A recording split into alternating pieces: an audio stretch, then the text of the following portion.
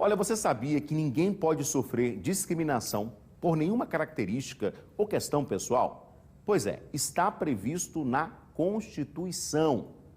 Mas na prática, esse tipo de discriminação no dia a dia vem aumentando. Em muitos casos, a discriminação é com pessoas que estão, por exemplo, acima do peso, a chamada gordofobia. No Tribunal Superior do Trabalho, existem mais de 300 casos sendo julgados exatamente nessa situação.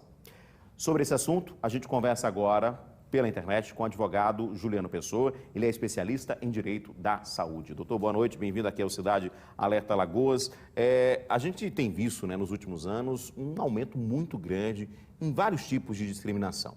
Mas no ambiente do trabalho, essa discriminação parece ser ainda mais doída, sofrida, porque é num ambiente onde você deveria ter respeito também, ainda mais com o seu companheiro de trabalho, né, doutor? Boa noite.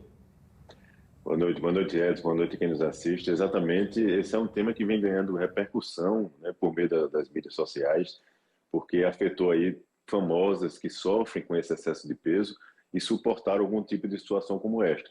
E a gordofobia ela vem ganhando vários subtipos, Edson. Nós já temos a gordofobia médica, a gordofobia no trabalho, a gordofobia social, então, ou seja, vários subtipos que estão sendo criados justamente por situações específicas que essas pessoas suportam ali no seu dia a dia.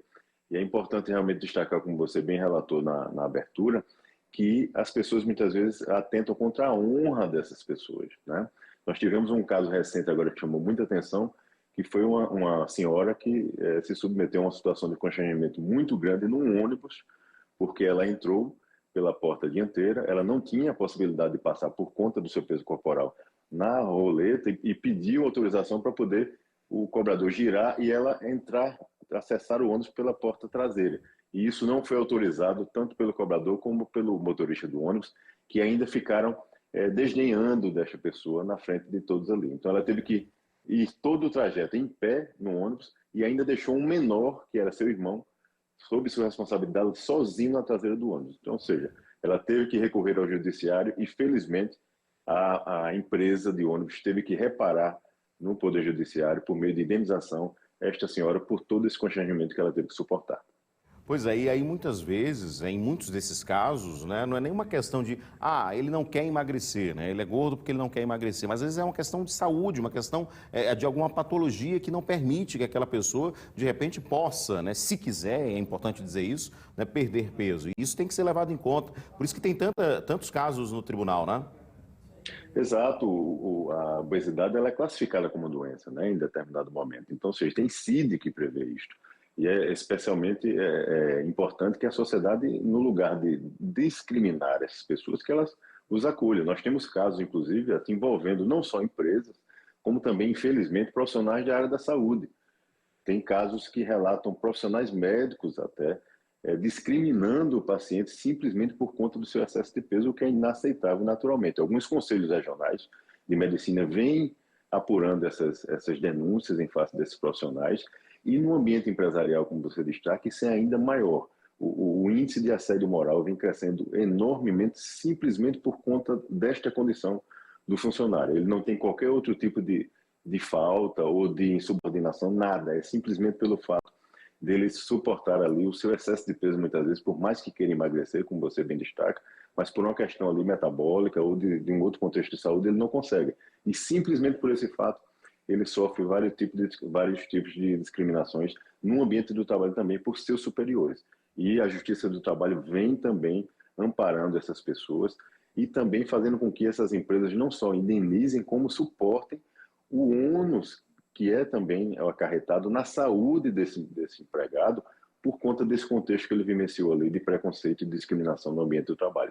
Então é algo que a sociedade precisa despertar, os profissionais de saúde naturalmente precisam acolher essas pessoas e não contribuir com esse tipo de prática. Nós tivemos um caso, só para ilustrar, de um dermatologista na cidade de São Paulo que a paciente o procurou para remover um sinal e ele disse que iria fazê-lo simplesmente por uma questão de saúde, porque estava nítido naquela paciente que ela não tinha qualquer tipo de preocupação com a sua saúde e com a sua estética, porque ela estava obesa. Então, veja, é algo realmente inadmissível que a sociedade não pode assistir inerte e aceitar. As pessoas vêm se mobilizando, essas pessoas que são vítimas, por meio das redes sociais, criando grupos e movimentos, e é importante realmente que isso venha para o debate social e as pessoas respeitem a dignidade dessas pessoas.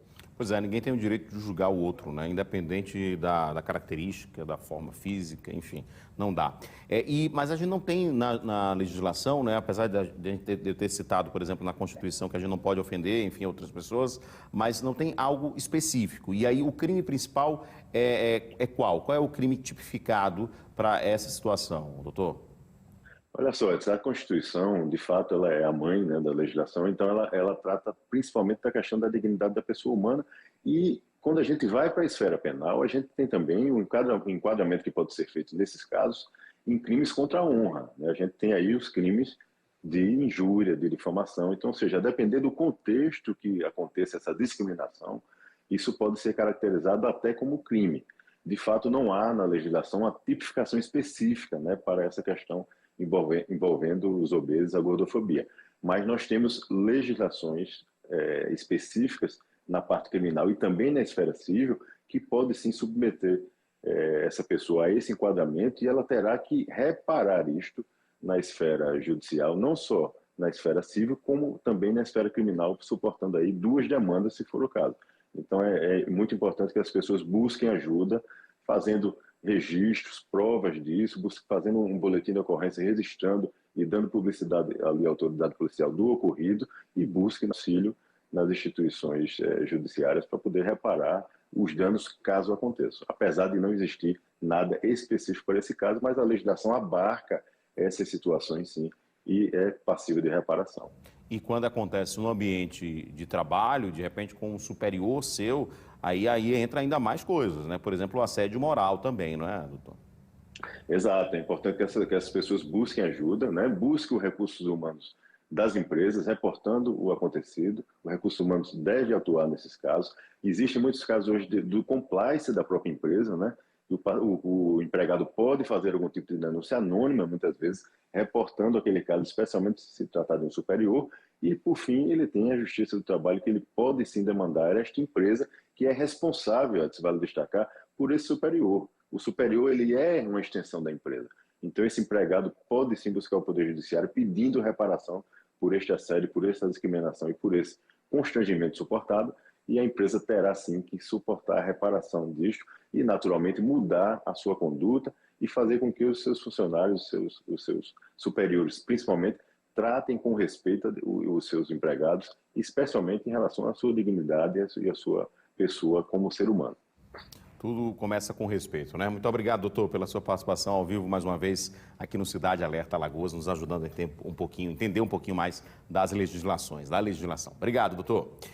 Eu que agradeço, boa noite. Obrigado, boa noite. E vamos seguir com o Cidade, né? É importante esse assunto, esse debate, porque, como a gente falou, tudo começa com respeito, né? Respeite o outro para você também ser respeitado.